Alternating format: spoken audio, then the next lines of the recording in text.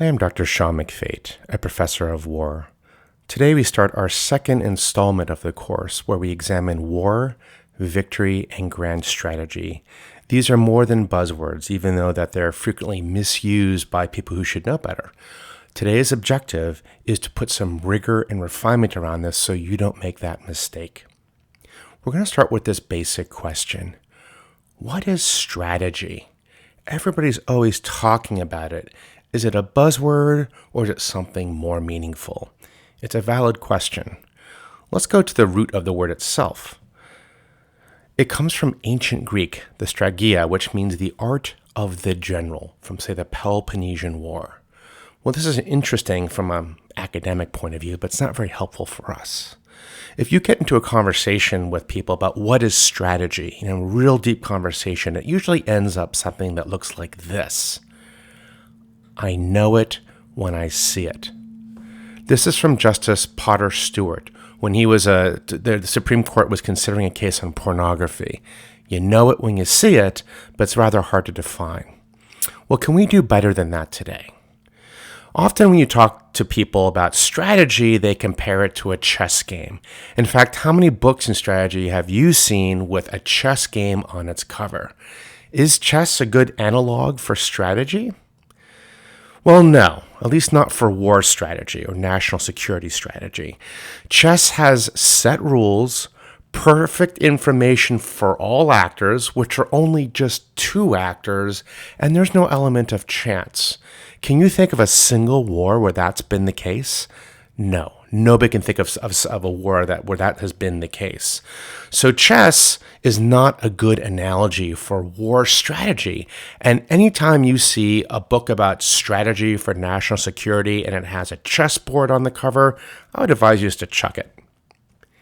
Well, then how about this? Is it more like gambling? Is it more like poker? Is national security like poker? Well, it may be a better analogy than chess, but it's not a great analogy. There's too much chance, too much luck involved. And if your strategy is basically hinging on good luck, you're a poor strategist. How about this? Big plans, flowcharts, that a strategy is basically a big plan that lasts for a long time. Well, this is an element of strategy, to be sure, but it is not strategy in and of itself. It's a part of strategy, but strategy is more than just a big plan. It's also a way of thinking, as we discussed in our last lecture. Well, how about this? How about business strategy? We see a lot about business strategy. How many books, courses, topics are about business strategy? Well, we can learn a lot from business strategy, but it's no substitute for national security strategy. Let's remember that selling more Coca-Cola is not the same as winning wars. Winning wars is a lot more complicated and a lot more complex than selling products and getting more market share. How about game theory? There's a lot of courses out there that teach strategy as game theory in the national security context. The answer to this is no. War is not a game. Game theory has a lot of problems that may work in complicated scenarios, but not complex one. And national security problems are always complex, if not wicked problems. So game theory is a rather poor substitute for a strategy at the national security and strategic levels of foreign affairs. How about this? Great battles and big biographies. I mean, how many even war colleges focus on Gettysburg and stuff like that? They use that they study that as strategy. Is Gettysburg strategy? No, it's a tactical event. It's not strategy. And even if this tactical event leads to a strategic victory, this in and of itself is not strategy or victory in war. So don't confuse big battles with strategy. There's a lot of books, a lot of courses, books on tape about the biggest 25 battles that shaped history. That's a very reductionist view of history, and humanity, as we all know, is far more complex than a single battle. How about this? Perhaps this is what we see mostly today. Is strategy today just nothing little more than crisis management? Is it crisis management? That's sort of what the National Security Council does these days. Is that strategy? Is that the best we can hope for? The answer is no. Being reactionary is a symptom of no strategy. So if you see organizations that are reactionary, it's symptomatic of an absence of strategy. So crisis management is the opposite of strategy in the context of war and peace. So then what is strategy? Well, it may depend a bit on your objectives, right? And our objective is this: victory. What is strategy? Well, maybe it depends on what you think victory looks like. Let's go way back into strategic thought at the Barbarian War College. Now, I know many of you think that barbarians had little strategy and they didn't have war colleges, but they did. So let's take a look at their answer to this question. How, Dao, we won again. This is good. But what is best in life? The open steppe, fleet horse, falcons at your wrist, and the wind in your hair. Wrong!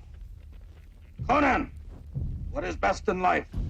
To crush your enemies, see them driven before you, and to hear the lamentation of their women. That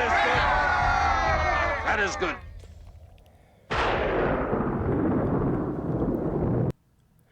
So let's examine this barbarian tripart theory of victory.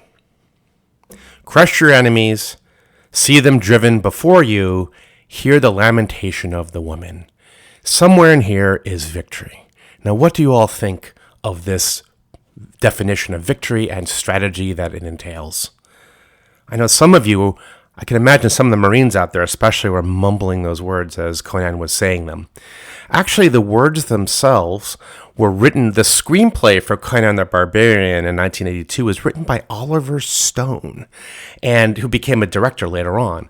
And he actually lifts those words from an actual barbarian himself, Genghis Khan. Genghis Khan said, "The greatest pleasure is to vanquish your enemies and chase them before you, to rob them of their wealth and see those dear to them bathed in tears, to ride their horses and clasp to your bosom their wives and daughters." Is that victory? Well, to Genghis Khan it was. Is it victory to us? Probably not, right? Probably not. How about this? Is this victory? What do you think? Mission accomplished in 2003. The U.S. military achieved perfect battlefield victory against the Iraq military. What did it accomplish? It accomplished nothing. Today, mission accomplished is little more than a meme for clueless failure. So what do we mean by victory? Victory actually may depend on a lot by what you mean by war. So let's ask this question. What is war? Now think about this. What do you think war is? Is it simply organized violence? Well, if that's the case, then, any sort of organized crime boss is committing war. Is it war based on what international lawyers say war is? Well, most people, unless you're an international lawyer, would say not. Is it what generals think it is in the Pentagon? Again, a lot of people would not agree with that. How about the United Nations, academics, scholars? Well, let's boil it down to two words. What is war ultimately? And war comes down to this. War is armed politics. War is armed politics. This is the key to understanding strategy and victory. Victory is its affirmation. Strategy is its language. Let's take an example to make this more concrete. It seems rather abstract right now, but let's make this more real.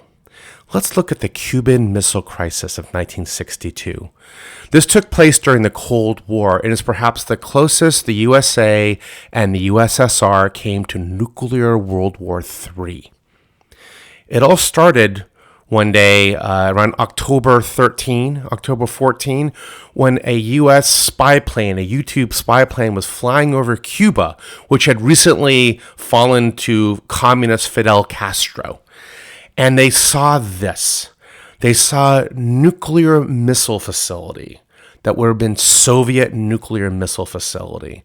And it became quickly clear that the Soviets were secretly trying to put nuclear missiles into Cuba.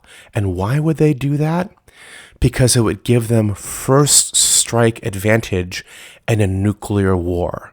This was substantial, right? So a surprise war against the United States, they could launch missiles from Cuba to take out American leadership, American defenses, military installations, and nuclear sites to prevent a counterstrike by America. They could all do this in surprise before America had a chance to react. And this would be game over for the United States of America in World War III. So the Cuban Missile Crisis quickly escalated into an existential threat to the United States of America. And this led to a tense 13-day standoff between the USA and the USSR. Now, President John F. Kennedy at the time had a few risky options, and they were time-bound, right? I mean, this was all unfolding very quickly. The first option was to do nothing, and this was not acceptable. The status quo is always an option, by the way.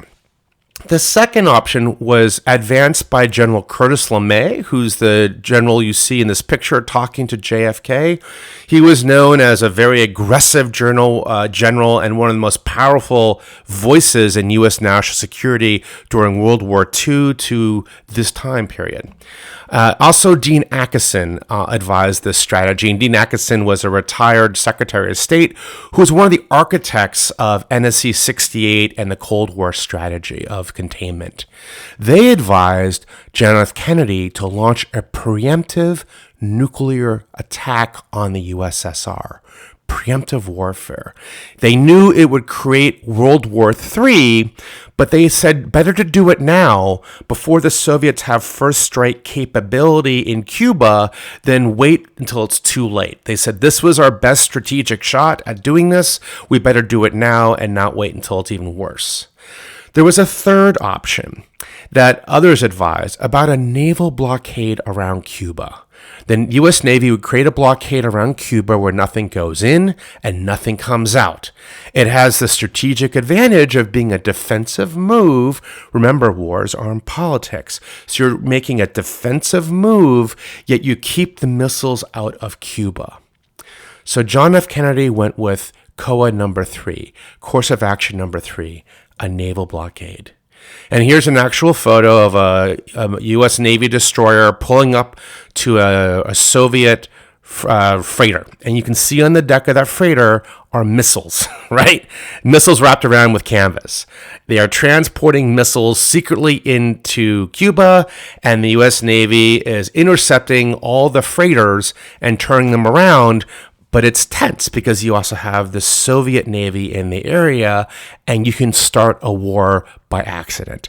Accidental warfare that would trip World War III. Let's look at a Hollywood recreation of this from the movie 13 Days.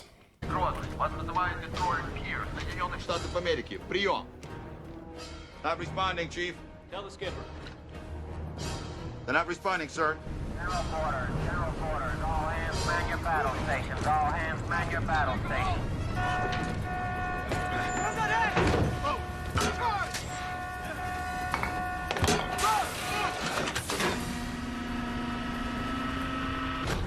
Very well. Load your guns. Guns are loaded, sir. What was that, Admiral? We've been hailing the Grozny for the last hour, Mr. Secretary. And Grozny refuses to stop. What are you doing? We're carrying out our mission, Mr. Secretary. Now, if you don't mind, we're very busy right now. We need to be able to do our job. Admiral, I asked you a question. We're going to follow the rules of engagement. The rules of engagement which the President has approved and signed in his order of 23 October.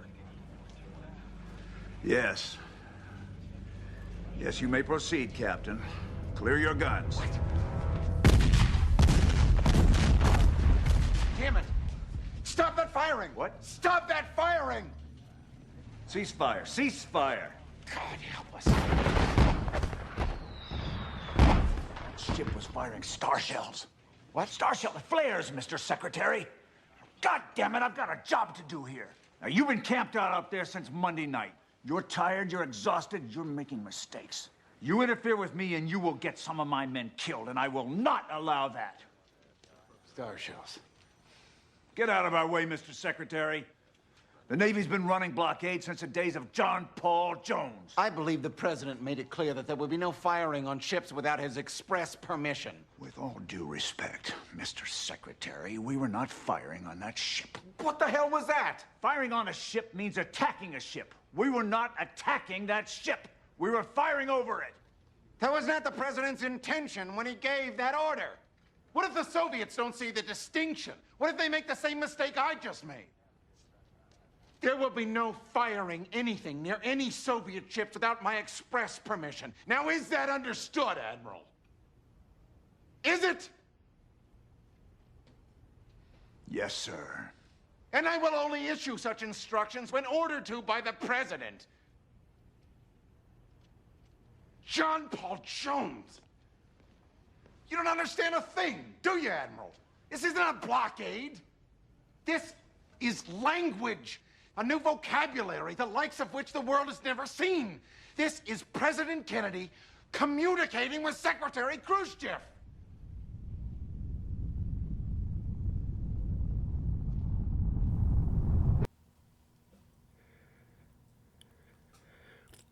At the strategic level of war, military victories translate into political victories and vice versa. This is because war is armed politics. Strategy does this, or luck, but not tactical wins alone. So if you're not operating, if you think that your military victories, you achieve a military victory but doesn't translate into a political one, then you're not operating at the strategic level of war. You're operating at the operational or the tactical level of war. To be operating at the strategic level of war, your military victories or defeats translate into political victories or defeats, and vice versa. Strategy does this, or luck. And this is what victory is. At the strategic level of war, the level where you win and lose wars, you must win both the armed and the politics parts of war. Not just the armed parts, the armed and the politics. Those who understand this can win wars. This is frequently how the weak defeat the strong. The strong think that just winning an armed conflict is enough. They don't understand to win the armed and the politics. And the weak can win the armed and the politics. The armed obviously less so, but they understand to win both, not just one. So this leads to our very first strategic failure alert. You can win every battle, yet still lose the war. You have no doubt heard of this before. You can win every battle, meaning every tactical and operational engagement, yet you can still lose the war at the strategic level of war. Let's look at our three levels of war again, right? The tactical at the bottom, the operational in the middle, the strategic at the top. You can win the first three, the tactical and operational level, yet still lose at the strategic level. And if you lose at the strategic level, you lose the war. That's what this means, right? Because war is won at the strategic level. It reminds me of the old joke in medicine. Doctor, the operation was a success, but the patient died, right? What that joke means is that the doctor did everything right for the operation, yet the patient died, so you get a 0 for the operation. You get defeated, if you will.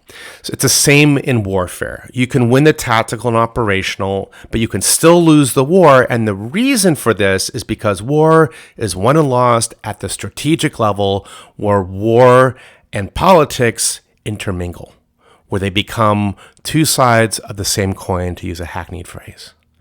Now, there are those who do not understand this. There are those with 4 stars who do not understand this. For example, General Westmoreland. He was the general in charge of all American forces in Vietnam during the Vietnam War. Until his day he died, he kept on saying this. Look, we won militarily. We just lost the war, right? As if that's okay. He said, militarily, we succeeded in Vietnam. We won every engagement we were involved out there, right? Yet they lost the war. And this caused cognitive dissonance for him, as we discussed in our last lecture, right? So let me ask you a controversial question. Is this fair or not? Right? Is this fair or not?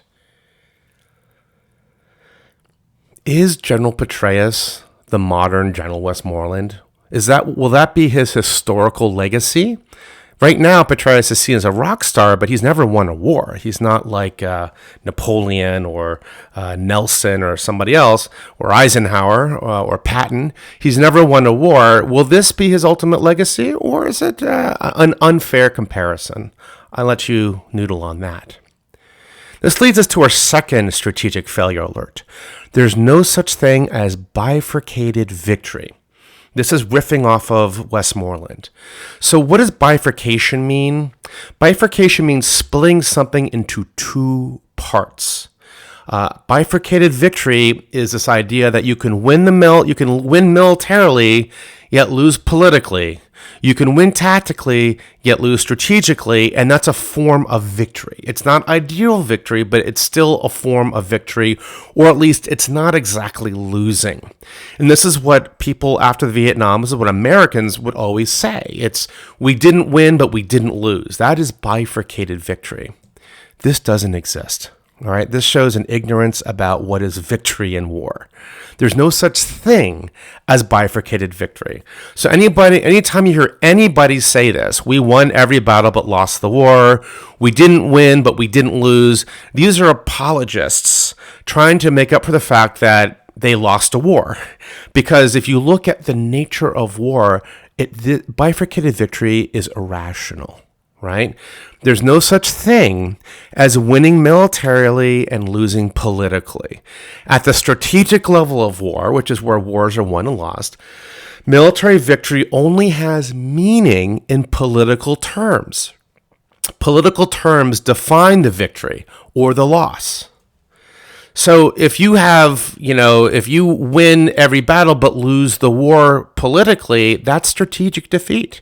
You were unable to translate military success into political success. And weak nations, what they do is they translate political success into military success. We'll examine those strategies later on in this course. This is how the weak can defeat the strong. And there are, again, strategies to do this. They exploit an enemy's false idea of bifurcation of victory. There's no such thing as bifurcated victory, so please do not fall into that strategic trap.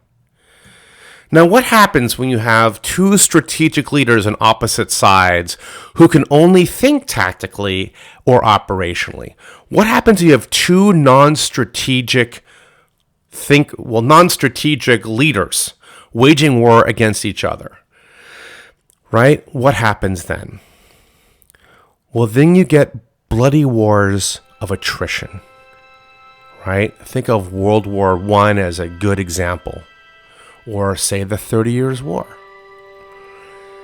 Bloody wars of attrition are the result of strategic failing to think strategically, the failure of strategic thought, right?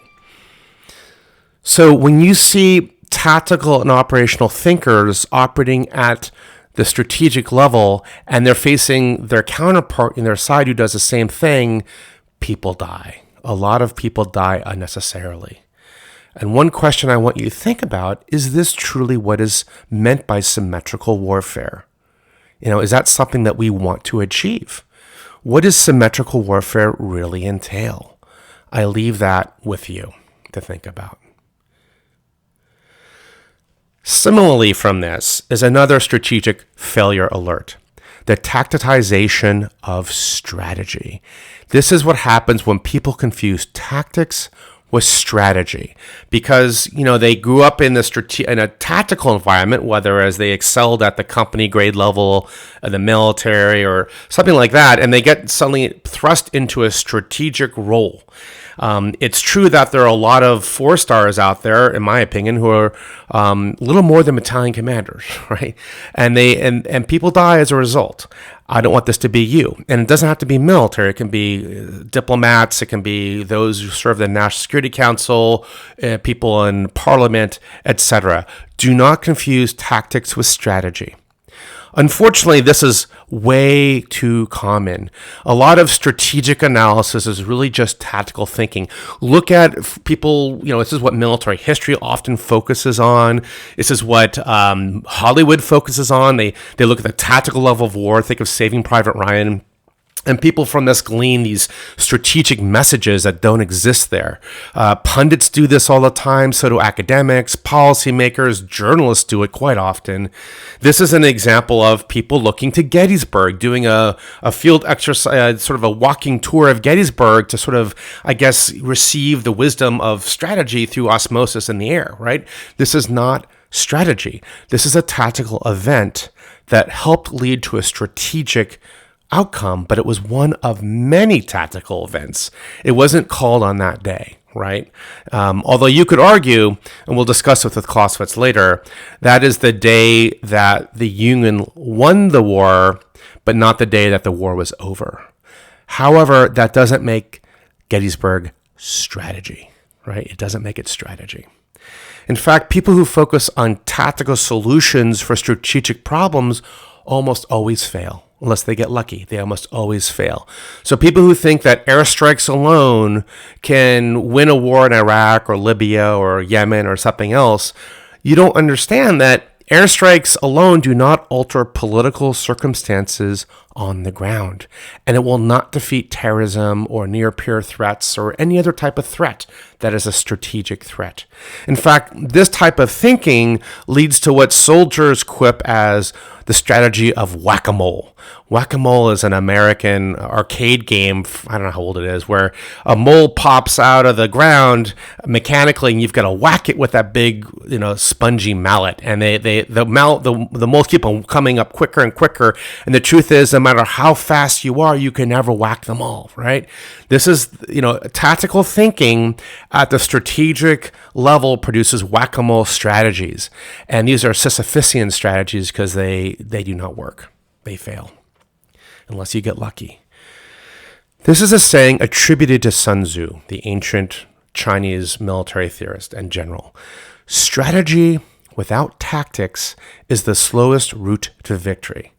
Tactics without strategy is the noise before the defeat. And how many of us have heard that noise before defeat? Some of us have been on the slow road to victory too, I hope. Again, another strategic failure alert is that victory is fungible. Victory is fungible. You have to understand that victory is fungible because you can win this way, right? So what is fungible? It's an economic term that means that something is freely swapped or exchanged. So I can take an hour of my labor, it turns into so much money, we'll just say $20 an hour, and I can take that $20 and I can exchange that $20, that hour of labor, into a Starbucks latte, right? Maybe 4 of them. I don't know, 5 of them. That is fungibility. When I take an hour of my work and I can convert that into a Starbucks latte using money. Money is something that is fungible. Victory is a little fungible too, not like money, but it's fungible in a different sense. So let's ask this question. Is this victory? Right? We're using sort of the Conan the Barbarian metric here. So in the end of World War II, the Soviets seized Berlin. The Allies seized Berlin. The Allies killed lots of enemy. They seized the enemy's territory. They flew their flag over the capital, and there was lamentation of the women in Berlin. Let's be honest about that. Yes, it was victory. In 1945, that was victory. Is that victory today? Right? Think of Afghanistan or Iraq. The U.S. and allies killed lots of enemy. They seized the enemy's territory. They flew their flag over the enemy's capital or other capitals. Did the allies win in Afghanistan? No, the allies did not. right? So what does this mean? Victory is fungible. What that means is that there are many ways to win. This is Kissinger writing during the Vietnam War. He said, "The guerrilla wins if he does not lose. The conventional army loses if he does not win." What victory is fungible means is that there are many ways to win in war or peace, if those two even are relevant terms anymore.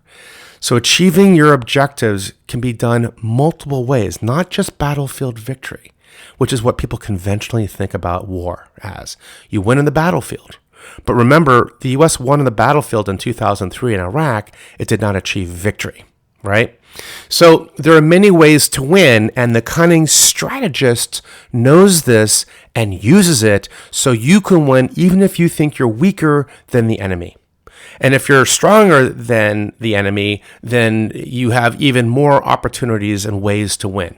So you can win just by changing your war objectives, but not in some BS way. It's not, where the politicians are moving the goalpost to tell, the people that we're actually winning, but in a legitimate sort of changing objectives way, or tricking the enemy into giving up, sapping the enemy's will to fight, getting somebody else to fight with you or for you, like allies. Not losing could be a war strategy, and simply surviving can be a war strategy. And we're going to look at examples of all these in our readings on the theorists and the case studies. The case studies are not going to be simple, this person's stronger than that person and clobbered them and war is over. So the only lesson you need to take out of that is brute strength wins. Brute strength does not always win. And we're going to look at the complexity of warfare. So when you are in a position of strategic influence, you can make good strategic choices for your cause, whatever the cause that might be. Another strategic failure alert is this, and think about this, especially American troopers. If you don't know what victory looks like, then you cannot make a strategy to achieve it. If you don't know what victory looks like, then you cannot make a strategy to achieve it. And this goes back to, say, the Weinberger or Powell doctrine of when you go into a country, you should, know what your objectives are. You should have a timeline to leave, et cetera, et cetera. It's a controversial doctrine that the military likes, but the State Department doesn't. And the State Department and diplomats don't like this strategic failure alert because they're like, well, situations are very complex, and you can't exactly know what victory looks like in such a complex situation. You sort of have to roll with the punches. But if you're the person doing the fighting and dying on the ground and the killing, maybe you want something a little bit more concrete and rigorous than, quote, roll with the punches. So if you're a strategist and you're entering a conflict, I would advise you to be able to articulate what victory looks like in concrete terms, not, more peace-loving unicorns, but in achievable, tangible, concrete terms, so you know if you've achieved it or not. Because if you don't know how to articulate victory, then you can't articulate a strategy to achieve it. Now, at the strategic level of war, not the operational, you need more than, how do you do this? You can either be lucky or smart. And if you had to choose one or the other, many people would say better to be lucky than smart, but I leave that to you. If you're smart, then what you need to do at the strategic level, not the operational level, the strategic level, is develop a grand strategy. This is what grand strategy does, right? Now, there's a lot of sort of grand strategy skepticism out there. This is from a colleague of mine at RAND, esteemed colleague, who said grand strategy is the biggest crock of shit, right? And there's many people who are experts who don't believe in grand strategy anymore, especially in the United States of America. And there's some good reasons for this, at least since the end of the Cold War. And you can see why. I mean, grand strategy is the rudder that keeps a ship of state afloat in a tempestuous sea. Right. And the United States of America, many would say, has been strategically adrift since the end of the Cold War. Our strategy changes remarkably from administration to administration, which is the absence of grand strategy. It's the absence of it. And so there are people now who just sort of given up on the concept. And there's other reasons for grand strategic skepticism. There's been a lot of misguided attempts, such as the 2002 national security strategy after 9/11, where the Bush administration basically tells the world, you're either with us or you are against us in our war on terrorism. Right? Think about that. And that, that lays out a strategic vision, but it's not exactly a feasible one, or one that people generally look back now and they kind of groan and they cover their eyes and their forehead. Similarly, things like, the soft reset that the Obama administration did with, Muslims and Muslim world in Cairo, or the Russian reset, the Cheeseburger Summit, which achieved very little. And these supposedly grand strategic pivots don't go anywhere. The pivot to Asia, etc. So a lot of people look at national security strategies and so forth with a fair degree of cynicism even. Another is the political memoir, right? The political memoir.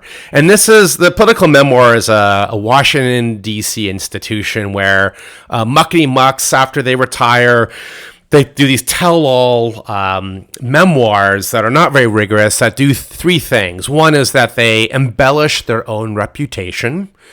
Two is that they take down their enemies down a notch. And three is that they try to rationalize gaffes that they made.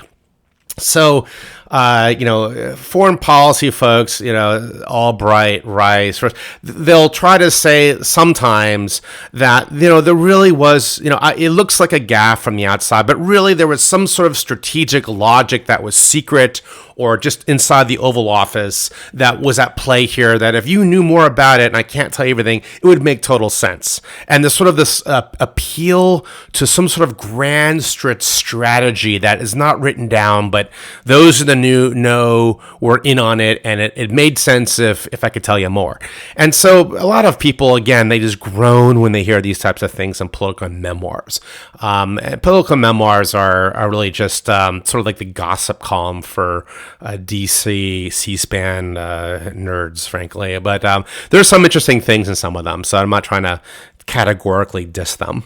The other reason is you have a lot of dizzy scholarship out there, right? You have all these people who are, famous scholars, but they never define what grand strategy is. They make some basic mistakes, such as Hal Brands, where he looks at, what good is grand strategy, but he talked about the grand strategy of individual presidential administrations. Like, there was the Truman strategy, and then there was a Nixon strategy, and we'll get into why that is not what grand strategy is later. Or look at Graham Allison, who, uses the Peloponnesian War to foretell grand strategic, warfare between America and China, both angering, ancient Greek historians and modern Chinese scholars with his abuse and misuse of both types of knowledge. Didn't stop it from becoming a bestseller, but it's not exactly strategic thinking. And lastly is just grand fluff. These are national security strategies that came out of the late 80s, and today, they're not really a strategy as much as they are political plotted lines, right? And sort of big objectives. We want world peace, end of poverty, climate change, without exactly linking a method or a strategy to achieve them. Right? So they're just a sort of a blue sky wish list of what we'd all like to see in a better world, sort of a Santa Claus wish list. They're not actually strategies. You really can't hand them to a cabinet member and say, execute. You can't hand them to a unified commander and say, execute. In fact, the military spends a lot of time trying to decipher these things and developing into a national defense strategy and a national military strategy. So grand strategy exists, though, even though that not everybody does it. So there's reasons for the grand skepticism, but don't let that dissuade you. Grand strategy exists. So what is it? What exactly is grand strategy? Is it, a big plan, a national security policy, a strategy of strategies? Is its mission to promote an ideology? Is it an ends, ways, means for a nation? Well, the answer is yes and no. And I know you don't like that answer, and nobody should, but it's all these have some claim on it, but they don't not enough to say that's what grand strategy is. So I'm going to give you 5 aspects of grand strategy. Okay, 5 aspects. So the first one is that grand strategy is not restricted to war. It's for both war and peace. So a state needs a grand strategy, whether it's the same one really for war and peace. Second is that it harnesses all a state's resources of power, not just the ones that shoot. Now, here's a problem that war colleges, frankly, get entrapped in, is that they always say at the beginning of the year that strategy uses all instruments of national power, but they spend 90% of the year on just the ones that shoot, on just military power. Now, on one hand, that makes sense if you're a war college, but on the other hand, it doesn't make sense if you're trying to develop strategic thinkers, right? Who need to have some acumen of all of a nation's instruments of power and not just the military ones. Third is that grand strategy involves the constant balancing of resources to objectives. These are always in flux. Your objectives may change, your resources change a lot, and you have to balance them. This is why grand strategy is not set in concrete, it's made in clay. Now, grand strategy can be offensive or defensive. I mean, can you think of an offensive grand strategy versus a defensive grand strategy? An offensive grand strategy might be Germany in the 1930s and 1940s with Lebensraum. A defensive grand strategy might be the US's grand strategy during the Cold War of containment, right? So a grand strategy can be offensive, it can be defensive, it's usually a mixture of both. And lastly, and most importantly, is this. Grand strategy has a long time horizon. All right? This is your ultimate test for a grand strategy. Can it outlive a single administration, a single leader? Can it become institutionalized? By both parties, by multiple people? Because if it can't, then it's just petite strategy. It's small strategy. It's not grand strategy. Right? And so strategic failure alert, beware of the petite strategists. Petite strategists are people who think that a single administration can have a grand strategy. Like the Obama administration has a grand strategy, the Truman administration has a grand strategy. That's wrong. If we're talking about a single administration or single leader, it's not grand strategy. What makes grand strategy grand is that it outlasts a single administration, a single leader, or a single party.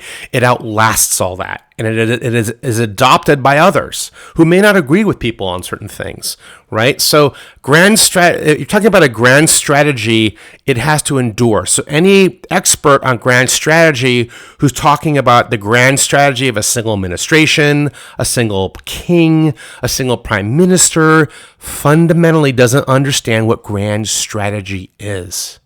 And think about that when you look at all the grand strategy experts. In fact, grand strategy is one of these things that people around the Thanksgiving table think everybody's a grand strategist, right? Like this, everybody's a NFL quarterback or et cetera on Tuesday morning. So grand strategy has to endure. So a definition, one of many definitions, I suppose, of grand strategy is this. Grand strategy is the application of all aspects of national power during both peace and war to achieve national security interests over an enduring time horizon. That's a workable grand strategy definition. There are other definitions as well, and they all have, not all of them, but some have validity. Some look at process more than this. But for us, let's just stick with this definition. And if you wish to do a different definition, that'd be an interesting end-of-term paper. So I'm going to show you 2 examples of what grand strategy is, so you know it now when you see it, to sort of help Justice Potter out here. So example number 1 is the Cold War. The Cold War. The United States of America did have a grand strategy that lasted for 40 years. And its foundations were initially the long telegram by Kennan in January of 1946, and NSC 68 in 1950, of which Dean Acheson, which we talked about earlier, was one of the co-authors of. Paul Nietzsche was one of the others, and some of you may know SAIS, which is John Hopkins SAIS School, is named after Nietzsche. These became the foundational development of the containment strategy, although Dean Acheson and Nietzsche disagreed a lot with Kennan and vice versa on certain aspects of it. But here are some aspects in general of the U.S. grand strategy during the Cold War. It has at least three components. First is that the U.S. wants to maximize U.S. influence in the world and minimize USSR influence or Soviet influence in the world. The second is they wanted to avoid a direct confrontation with the Soviets to avoid a nuclear war. So proxy warfare and espionage and things like that became very important during the Cold War, and those things may become very important again. 3 is to prevent a regional domino effect favoring the USSR. So the domino effect was a theory during the Cold War that if you lose, like, say, Vietnam goes communist, then all the other nations around it will eventually go communist, like dominoes falling. So you lose Vietnam, the dominoes fall, and eventually you lose Southeast Asia. You lose Greece, Greece falls, and eventually, Southeast Europe goes communist. Now, we know now in hindsight that the domino effect was a wrong theory, right? Correct? I mean, Vietnam went communist, but not all of Southeast Asia went communist. So this is an example of academics and thinkers who get it wrong, right? Something to think about. The domino theory was wrong, but at this point during the Cold War, it was very much a vital part of the strategy, which is why the U.S. went into Korea, why it went into Vietnam, into other places like Nicaragua. And the fourth is to contain Soviet expansion. And they had different ways to do this. Mutually armed destruction, MAD, this idea of nuclear deterrence, security cooperation pacts like NATO and SEATO. This is like the Three Musketeers Pact. If you attack one of us, you attack us all. Coercive diplomacy. Coercive diplomacy is hard-nosed diplomacy, realpolitik diplomacy like Kissinger, like Bismarck, like others. Covert operations. This comes out of Eisenhower's New Look policy in the late 1950s. And this is things like Guatemala, 53, what America did under Kermit Roosevelt in Iran, started during Truman and picked up by Eisenhower, and this included things like the Bay of Pigs. Proxy wars, as we discussed, Korea and Vietnam. This idea of rollback of communist regimes, this means regime change. So if a country went communist, we want to have a regime change and make it into a democracy, and Guatemala supposedly was that, although it really wasn't. And supporting democratic regimes abroad. This is the Truman Doctrine. We will protect democratic countries anywhere in the world against the Soviet communist threat. So these are the four pillars of U.S. grand strategy during the Cold War. And what makes it grand is that all 9 administrations during the Cold War upheld it. Okay, obviously different political parties, different men, different ideas. But they all adhered to its strategic logic, and that's what makes containment a grand strategy. It makes no sense to talk about the Truman grand strategy versus the Reagan grand strategy. That is missing the point of what grand strategy is. Now, to be sure, they all had different takes on the grand strategy. They all emphasized certain aspects and de-emphasized others. So Eisenhower emphasized the mutually assured destruction pact. Like if you nuke Berlin, we're going to nuke all of you, USSR. Whereas Kennedy was like, I don't want that. I don't want to be trapped into that situation. We have to go to war, because he was thinking about what led to war in World War I, which he did his Harvard thesis on when he was a senior at Harvard. So he wanted to relax the mutually assured destruction and do other things. So they all had their own imprint on the grand strategy, but the essential logic of the strategy, the essential assumptions, etc., those remained intact throughout the entire Cold War, with the possible exception of Jimmy Carter, who emphasized human rights above sort of Cold War national security interests. But there are others like John Gaddis Lewis, who actually argues, a scholar in Yale, who argues that was actually a pretty clever stratagem during the Cold War. You can discuss that in section if you wish. But the point is, this is grand strategy. They all adhered to the fundamental precepts of containment. Now, here's a question. Can you have a grand strategy without a clear enemy? I mean, one of the things that made grand strategy so focused and possible during the Cold War is that the United States was facing nuclear Armageddon if they got it wrong. And this sort of created, it made partisanship into bipartisanship, because at least everybody could agree on that. Without the focus of an existential threat, can you really have a grand strategy? Yes or no? What do you think? The answer is yes, you can. You can. Let's look at another example. The British Empire. You could look at the Roman Empire, the Byzantine Empire, the Venetian Empire. There's all sorts of empires you can look at, or the Chinese Empire for that matter. We'll look at the British Empire. Now, the British Empire lasted for about 450 years. Despite who was the enemy, despite regime type, absolute monarchy to constitutional monarchy, to now basically a constitutional republic, really, right?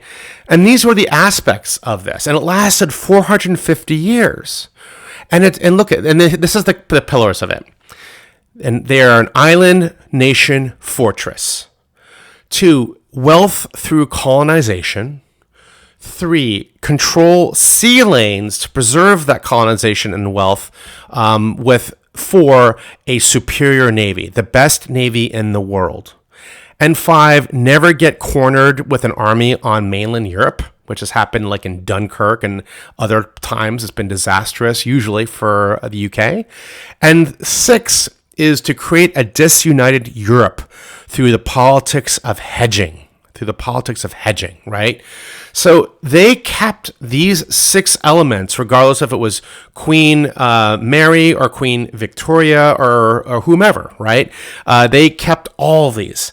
And if you think about it, it makes sense, because this grand strategy is molded around their enduring interests that everybody could agree on, whether they're an absolute monarch with the divine right of kings or they are a prime minister recently, right? And this lasted until until 1956, the Suez Crisis, where UK and France both lost their superpower status, but we won't get into the details then. But for 450 years, British grand strategy did endure, even if it didn't have a clear enemy or had multiple enemies or changing enemies, it had multiple regime types. Let's think of another way of putting it. So some of you may know the 1980s BBC sitcom Yes Minister. It is a brilliant show. It was Maggie Thatcher's favorite show. It is better than forget getting a PhD in political science. You can watch all 3 or 4 seasons of this and have a pretty good understanding about how representative governments work and how to twerk them or manipulate them, right? So in this show, the main stars are Sir Humphrey, and he's the head of a big civil service department, and then the minister, Jim Hacker. And the way the parliamentarian system works, a Westminster parliamentarian system, they don't have 3 branches of government, they have 2. They have the legislation and they have the judicial branch. And when the prime minister, he chooses members of the parliament to serve as his ministers, whereas in the United States, the president chooses a political appointee, like a secretary of defense, who could be anybody. If the United States were a parliamentary system, then the president would choose, say, a sitting senator, like the senator of Tennessee, to become secretary of defense. The congresswoman from Oklahoma to become Secretary of Education. That's how it works in the UK, not in the US. So here we have a minister, Jim Hacker, and we have this Sir Humphrey, this head of civil servant, and Sir Humphrey is a very cunning, shrewd bureaucrat. And Jim Hacker is like this, wants to do good, but kind of naive minister. And here, Sir Humphrey is trying to explain to the minister about the European Union and British grand strategy. Well, surely the Foreign Office is pro-Europe, isn't it? Yes and no. If you'll forgive the expression. The Foreign Office is pro-Europe because it is really anti-Europe. The civil service was united in its desire to make sure that the common market didn't work. That's why we went into it. What are you talking about? Minister, Britain has had the same foreign policy objective for at least the last 500 years, to create a disunited Europe. In that cause, we have fought with the Dutch against the Spanish, with the Germans against the French, with the French and Italians against the Germans, and with the French against the Germans and Italians. Divide and rule, you see. Why should we change now, when it's worked so well? That's all ancient history, surely. Yes, and current policy. We had to break the whole thing up, so we had to get inside. We tried to break it up from the outside, but that wouldn't work. Now that we're inside, we can make a complete pig's breakfast of the whole thing. Set the Germans against the French against the Italians against the Dutch. The Foreign Office is terribly pleased. It's just like old times. Surely we're all committed to the European ideal. Really, Minister? If not, why are we pressing for an increase in the membership? Well, for the same reason. It's just like the United Nations, in fact. The more members it has, the more arguments it can stir up, the more futile and impotent it becomes. What appalling cynicism. Yes. We call it diplomacy, Minister. That was 30, 40 years ago, and now we have the Brexit.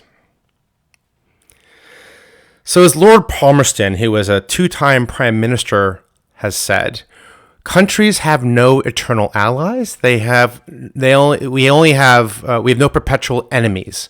Our interests are eternal and perpetual, and only those interests is our duty to follow. So what he means by this is if you want to make a grand strategy that others will follow after your tenure, then start with the enduring interests of your country or your organization. There are no permanent enemies. There are no permanent allies. There are just permanent interests. How about this question? Do you think that the United States has a grand strategy today and that we just don't know it? Or that some of us know it and others don't? Think about this. I'm going to make an argument quickly that we do. And I'm doing it in a sort of a matter of debate. This is a debatable thought experiment. But there could be some validity to this. Perhaps there's not. So one, these are the elements or the objectives of the grand strategy that has been ongoing since the end of World War II. Is to become and remain the unilateral hegemon around the world through the strategy of primacy.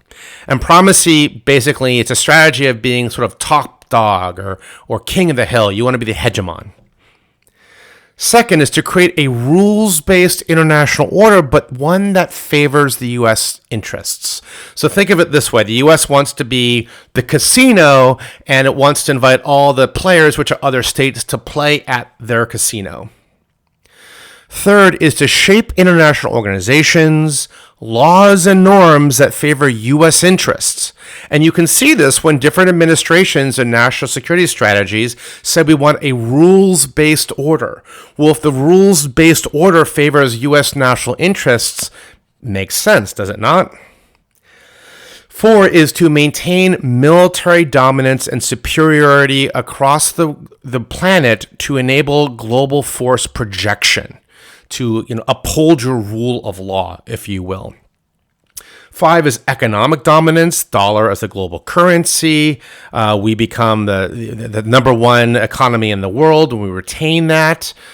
6 is that we also have social cultural dominance. English as universal language. Think of Hollywood. Think of soft power, some might say. 7 is that promote democracy undergirded by American exceptionalism.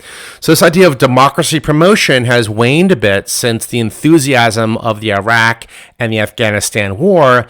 And now people are a little bit more humble, but that was really undergirded by this idea of American exceptionalism, which was pushed primarily by the neocons, which is an element of U.S. foreign policy wing, now kind of disgraced but not gone away, and they still might come back in another administration.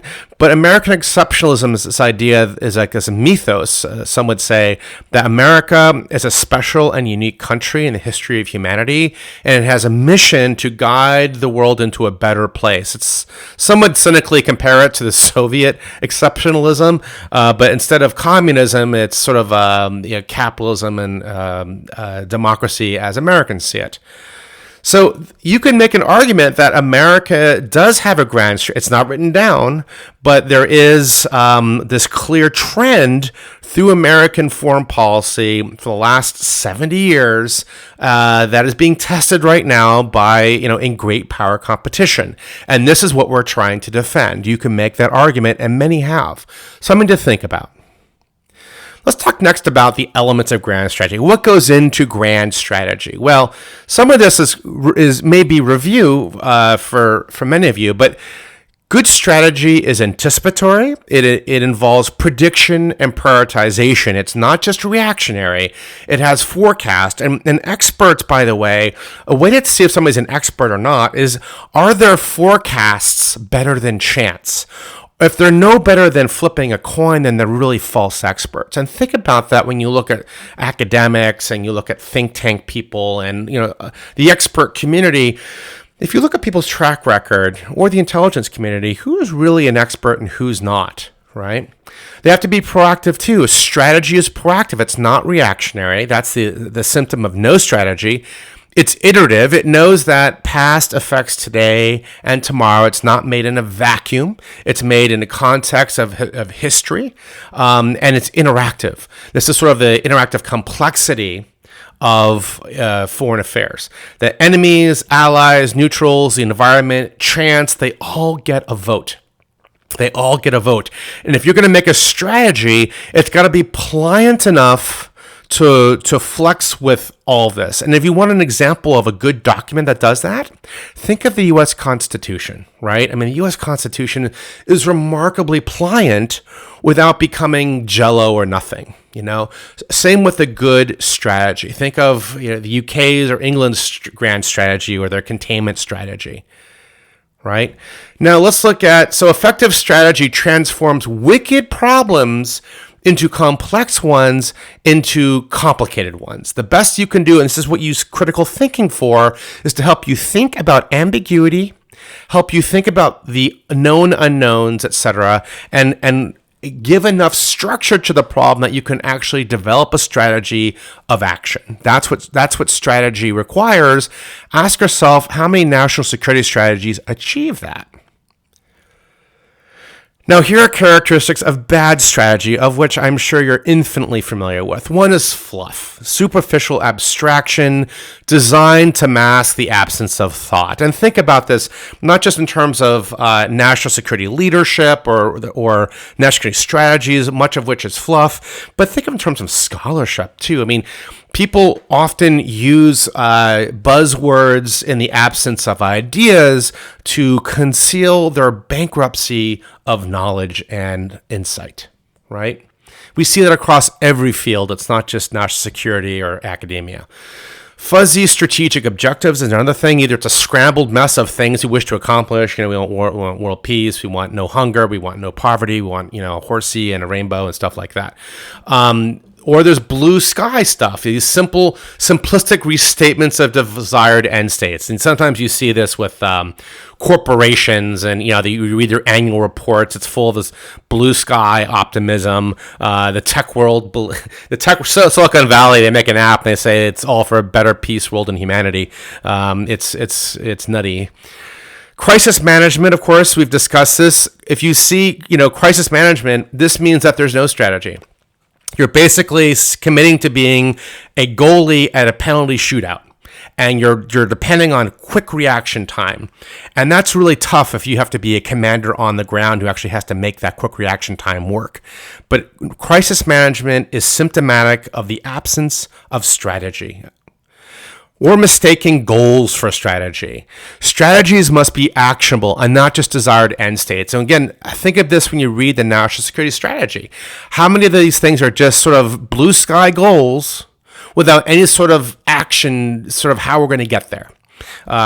Linking resources with, ideas or strategy to achieve national security interests. And also the failure to face the problem. We talked about cognitive dissonance last time, about denial, about rationalization. And again, people who say we want to go into Iraq, but we want to achieve democracy, right? That's not really a feasible objective. So you're failing to face the problem. If you can't articulate what victory looks like, then how can you expect somebody to make a strategy to obtain it? So here are the core questions for any strategist at the very beginning. What are your national interests, known as ends? How do we achieve them, known as ways? What resources or means are available to do this? And what risks are we prepared to accept? Too often people talk about ends, ways, means, but not enough about risks, right? And we're going to briefly talk about all these at the strategic level of international affairs.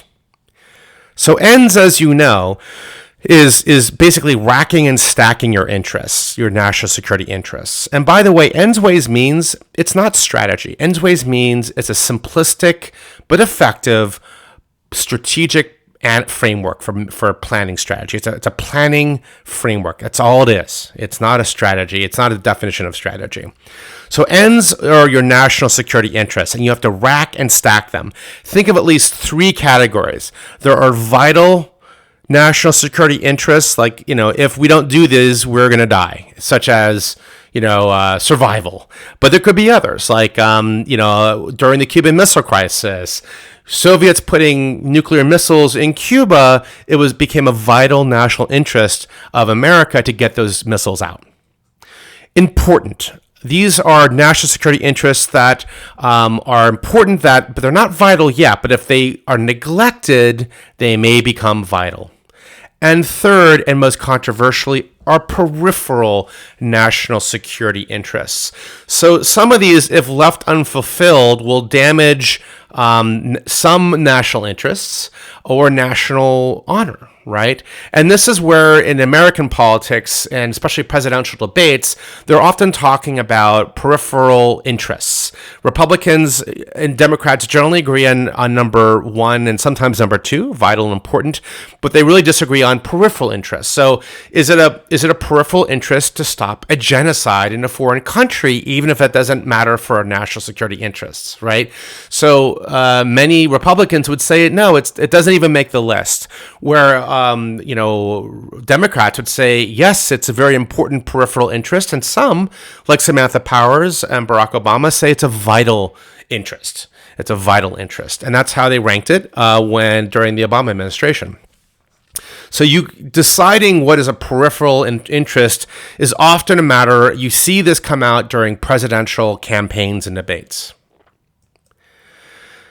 Now, again, don't forget, if you're going to create a grand strategy, make it around your interests. Start with your enduring interests, not your vital and important ones.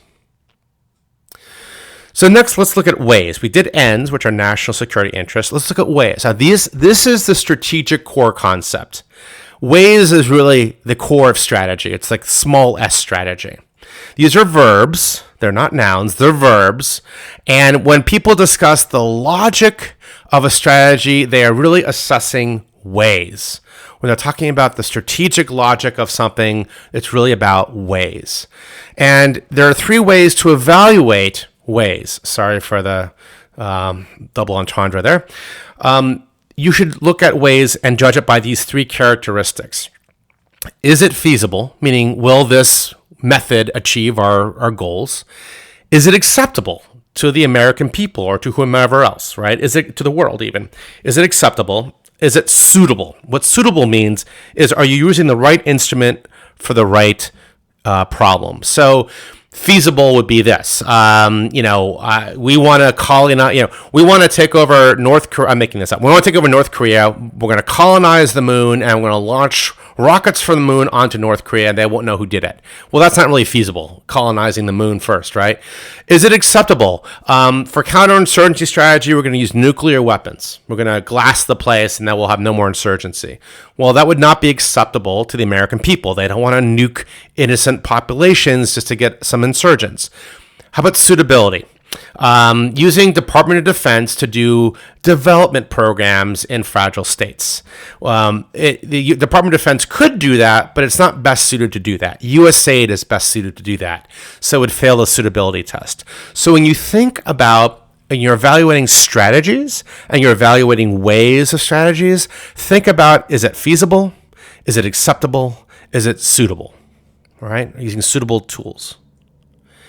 And last, at the strategic level, at the grand strategic level, you have to use all instruments of power, not just the military ones. Now, right now, the United States of America is very big on the military, so we tend to gravitate towards the military. We're sort of like a fiddler crab, right? Where DoD's budget is that big claw, and everybody else's budget's that tiny claw. So we tend to have the problem, as you know, when people say if the only tool you have is the hammer, every problem looks like a nail. And this is what some people mean by the militarization of foreign policy. And to some extent, this can predetermine strategy, right? When you have means-driven strategy. We have a problem someplace in the world, and we look to how can we solve it? Well, let's look at what tools we have in the toolkit. If they're mostly military, well, then we end up having a military strategy, and a lot of diplomats and others don't think that's the wisest way to go, including a lot of military leadership don't think that's the wisest way to go.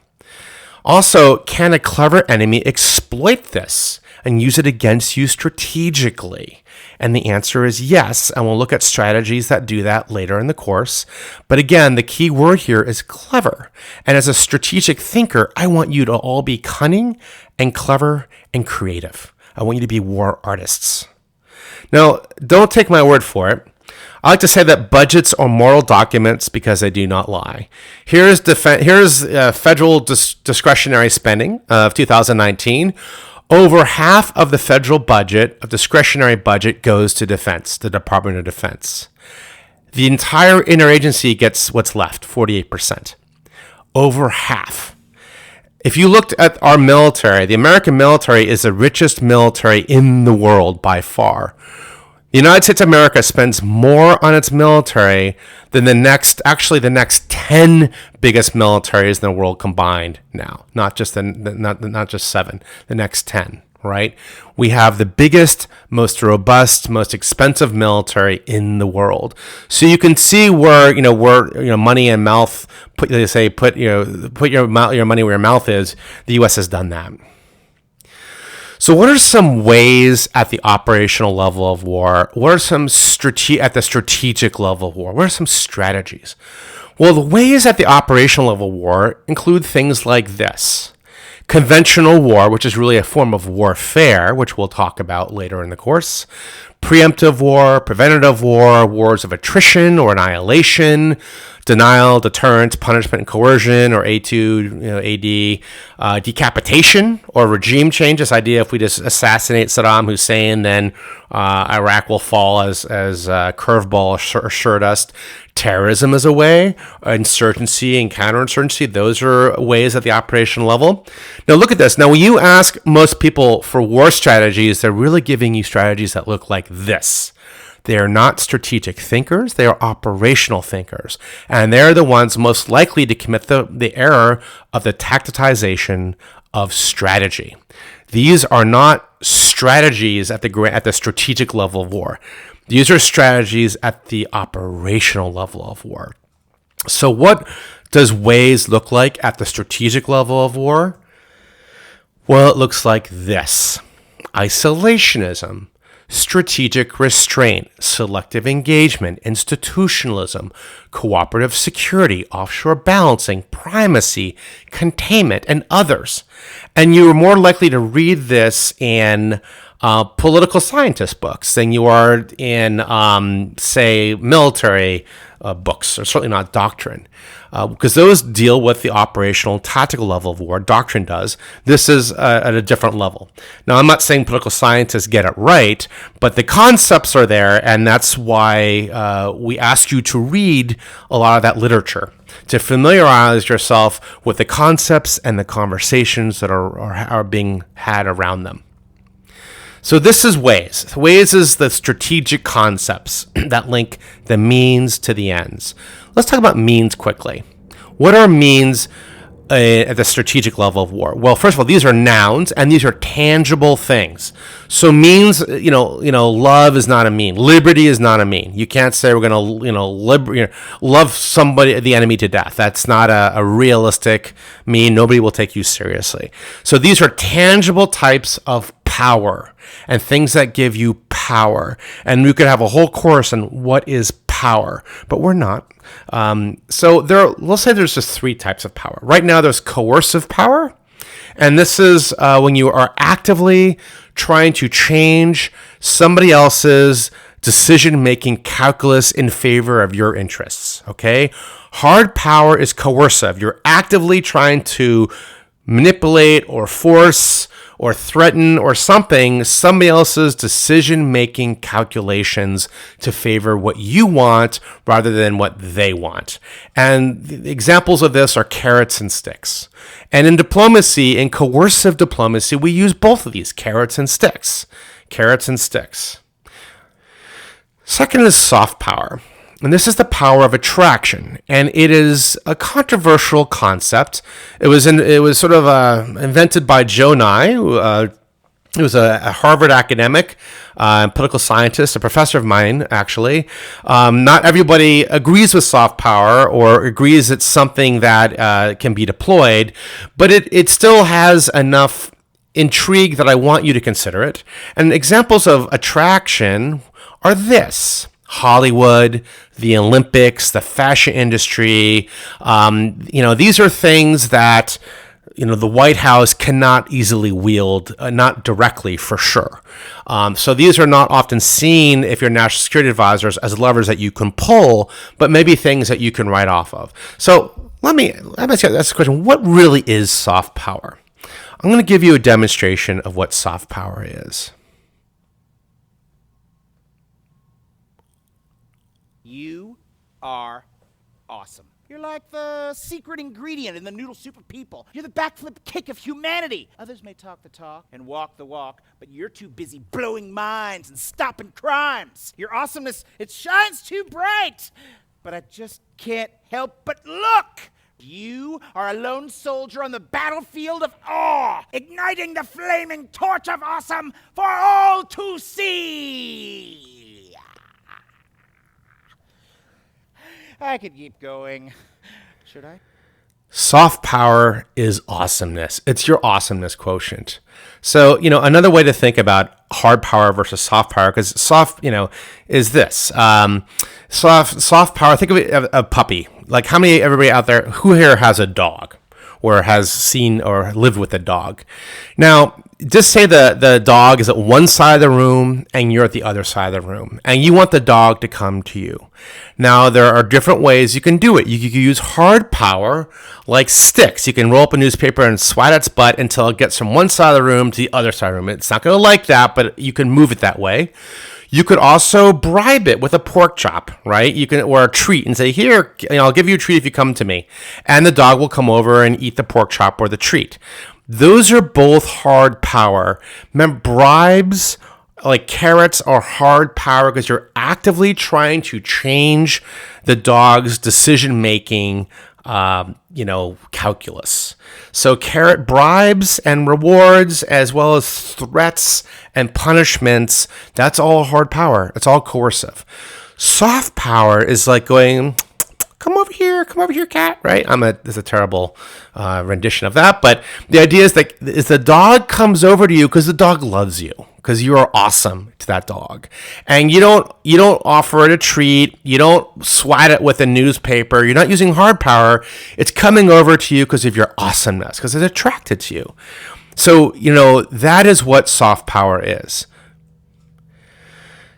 So there's another form of power called sticky power, which is, basically it's economic interdependence. And there are many people who think that if you get two countries that are economically tied together, they have sort of a mutually assured financial destruction. And, China and the United States of America has, to some extent, has that. And that will cool sabers rattling when times get tough, right? Is that the business community on both sides will talk back the political leadership from going to the brink of war, even though the military communities want to go for it. And this idea of economic interdependence or cultural interdependence or some other type of interdependence forms a sticky power which retards warfare. Although that's a question, all these are questions that deep historians could find exceptions to. So here's a question. What is U.S. aid? Is it hard power, soft power, or sticky power? What is it? Well, it's a little bit of all three. It's hard power because USAID offers carrots if you do things that are in U.S. national interest. It's soft power because they're trying to one of the missions of USAID is branding. So if there's a catastrophe in the world, just say there's a huge tsunami or something or cyclone in Bangladesh, and American C-130s fly in there and they offload food from the C-130 for people in need, they'll have big USAID labels on it. So TV cameras, everybody else could do branding, can say, "Oh wow, that's America helping us out," and it's or sticky power to create markets in the world which are pro-American markets. It creates interdependence between the American market and their market. All of these things USAID tries to do, and to some extent, all these things the State Department also tries to do. So let's look in the U.S. toolbox for a second. So if means are tools of power, what's in the U.S. toolbox besides carrier groups? Well, here's where we get, here's a snapshot we get DIME-FIL, as you all know, the acronym. Or another way of saying it is military power, information power, diplomatic power, legal power, like international law, intelligence, finance, and economic, right? Now, some of these are easier to control than others if you're a policymaker, if you're the president. Can the president really tell Hollywood what to do? No, the president cannot. But the president can do things to encourage Hollywood to do certain things or others. But here, if you're like a national security advisor, here's what you're looking at. You're looking at these 7 bins of tools. And in these tools, there are multiple sub-tools, and they're always changing. And your role as a strategist is you have a problem, and you have an idea of how to fix that problem, and it's going to be some mixture of these tools that's going to help you. Not all of them, probably, but some mixture. And the question is, what mixture? How do you coordinate them? How do you time them? How do you synchronize them to achieve your national security interests? Not an easy job to do. Perhaps this is why we have reactionary foreign policy. So, agree or disagree? Today, in international affairs and warfare, the most effective weapons do not shoot bullets. Yes or no? Just think about that. Think about that for discussion. Next strategic failure alert is that means and ends must be balanced. If you do not balance ends and means, you will have failed strategy. So think of it this way. You have means and you have ends. You have your objectives and you have your tools to achieve those objectives. And sort of ways is the middle. It's the fulcrum. So here's an example. Your ends outweigh your means. You want world domination, but you're North Korea, right? You don't have the means to achieve world domination. So if you have a strategy about achieving world domination, but you're light on means, you're going to have strategic failure. How about this? Heavy means, light ends. You want to say you're doing a counterinsurgency campaign someplace, and you're going to use nuclear weapons to do it. Nuclear weapons to do it. This is, again, an example of that medical joke. The operation was a success, but the patient is dead, right? So that's failure too. The best thing to do is to have means and ends balanced, and ways is what does this. This is the concept, the strategy, small s, of how you're going to use your means to achieve your ends. Now, ends, ways, means mismatches result in strategic failure, right? As we discussed. And here's an example of it as a New Yorker cartoon on the screen.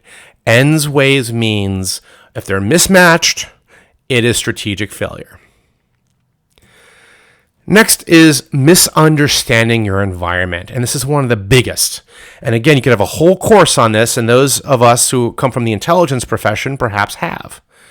So think about it this way. The future is unknown. So what can we do to think about it? Well, here's our future look analysis typology. And this requires critical thinking methods, not scientific thinking. This might sound familiar to Americans. What are your knowns? This is a very simple structure here. What do you know? What are the facts? What do you think are facts? What are the knowns? What are my presumptions? Basically, what are my assumptions? And people often set their presumptions based on trend analysis with cause and effect relationships. Now, this is a very facile answer for a very complex field of inquiry, but hang with me. What are my uncertainties? Basically, what are my known unknowns? And then what are my unknown unknowns? So here's this is a very basic, like ends, ways, means, very basic construct that you can use to help you think through future look analysis. Or as somebody else famously put it, there are reports that there is no evidence of a direct link between Baghdad and some of these terrorist organizations. There are known knowns. There are things we know we know. We also know there are known unknowns. That is to say, we know there are some things we do not know. But there are also unknown unknowns. The ones we don't know, we don't know. Excuse me, but is this an unknown unknown? I'm not. Several unknowns, and I'm just wondering if this is an unknown. I'm not going to say which it is. But Mr. Secretary, I'm right here. I'm right here. Donald Rumsfeld. So do you think he got it mostly right or mostly wrong? I leave that for you to decide. I report, you decide. All right. So ultimately, as you all know, nobody has a crystal ball. No one knows the future. And what that means for the strategist is this. Where do you assume risk? Right? Where do you take chances? And to help you with that, think of these 4 simple concepts in relationship. What are your threats versus vulnerabilities? And what are your risks versus uncertainties? Let's look at threats versus vulnerabilities. So what's a threat? A threat is an action by another actor, like a human being, or a group of human beings. They have agency that endangers your national interests. These are traditional enemies, right? If you're England looking at Hitler, that's a threat. The Soviets during the Cold War, that was a threat. And examples of this, military aggression, all right? And the common responses are hard power, often. Military, coercive diplomacy, hard power. And it can result in wars, as you see on the screen, 2 conventional wars. One's in space. A vulnerability is different. A vulnerability is a hazard, and this is a controversial topic amongst security studies because it asks the question, what's the difference between safety versus security, right? Is a power cord on the floor that you might trip, is that really a security issue or is that a safety issue? Interesting, a lot of languages, security and safety mean the same thing. For example, in Spanish. But in the English-speaking world, there's some controversy around, can a vulnerability really be a national security threat? And you see this play out in Democrat versus Republican national security councils. A Democrat national security council, which is usually larger, has things like a humanitarian relief thing, right? Because they view humanitarian relief as an important national security interest, whereas Republicans kind of get rid of all that. And they say that's a tragedy. It's not a national security interest, but leave it into put it into a different lane, like USA lane. So vulnerabilities are hazards. They may be man-made, but they're not man-controlled or human-controlled. So climate change is a vulnerability. Fragile states are a vulnerability. Disease like COVID, famine, poverty, youth bulge. These are all examples of vulnerabilities. And the responses to them are often humanitarian responses, development, capacity building, good governance. And we've seen Department of Defense get involved in this too, right? I mean, this is the question now is how do we think about our quote unquote enemies? Is great power competition, is that the only enemy? Should we think of climate change as an enemy as well, of more of a vulnerability than a threat? But how do we think about this in a security context, in a strategy context? And people have different opinions based on their start points of what is security versus safety, or are they synonymous? Let's look now at risk versus uncertainty, another tandem. What is risk versus uncertainty? Well, risk is the probability of something undesirable happen. For example, the risk of Russia invading a neighbor like the Baltics. An uncertainty is an unknown. You can't predict it. You don't know it's going to exist, like a meteor hitting the Earth. So the difference between a risk and uncertainty is simply a matter of knowledge. So risk, you should put a percentage on. It's a probability percentage. Uncertainty is it's an unknown. You just don't know it. All right? So those are very simple tools. They may seem basic, but they can help your thinking get started when you do strategy formulation. Lastly, we'll leave it on this. Victory may not mean what you think it means. Sort of like victory is fungible, right? Victory, too often people use the word peace when they really mean victory. They want peace in our age. They want peace at this place. They want peace. Really what they mean is victory. Words matter and concepts matter more.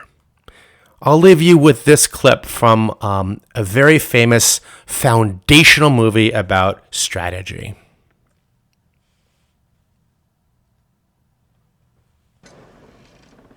We'll reach the cliffs by dawn.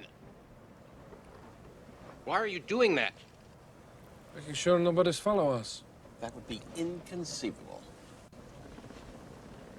Stop doing that. We can all relax. It's almost over. You're sure nobody's follow us? As I told you, it would be absolutely, totally, and in all other ways, inconceivable. He's climbing the rope. And he's gaining on us. Inconceivable.